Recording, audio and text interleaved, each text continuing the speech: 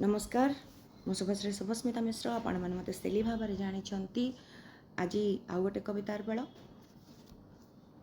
से प्रथम सीरीज आउ गोटे बही के फर द प्रेम कवि मनीषा विश्वाल बहीटी पढ़ा शेष ता भितर गोटे कविता मत भल लगी कविताटे कवितार शीर्षक छाई कवि मनीषा विश्वाल। क्यों एक राति ही गढ़ा हुंती ईश्वर केउ एक राति ही गढ़ा हुंती ईश्वर केते आउ खोजिब कोठी बा टर्च धरी बाड़ी बुलेब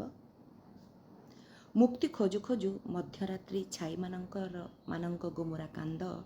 जह्नरे रक्तर छिटा ईश्वर झुंटिले ही एमती हुए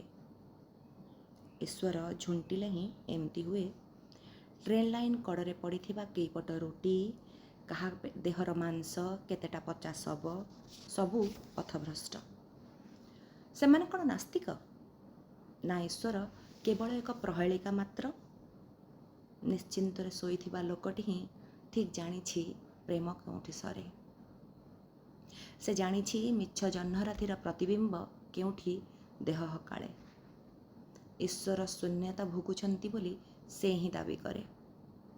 ता आखि दीटा गछकोरे मिटमिट करे से प्रतिथर निजको पाए अनुर्पर मृत्तिकार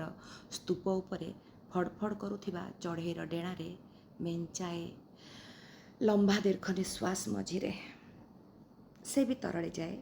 बरफर आकारटे नहीं धसई पसे माटीर आँ भितरे ता देहटा पोक सालु बालु ईश्वर कुआडे खूब जिदिया ईश्वर कुआडे खूब जिदिया तांको जिद्दी सृष्टि होइछि ग्रह नक्षत्र उल्कापिंड और से लोकटार विश्वास हेले तापाई ईश्वर एबे भी एक प्रश्नवाची असमाहित प्रश्न मानकर जदिओ ता ईश्वर भी गढ़ा हुंती रातिरे जदिओ ता ईश्वर भी रातिरे गढ़ा हुंती। धन्यवाद, नमस्कार।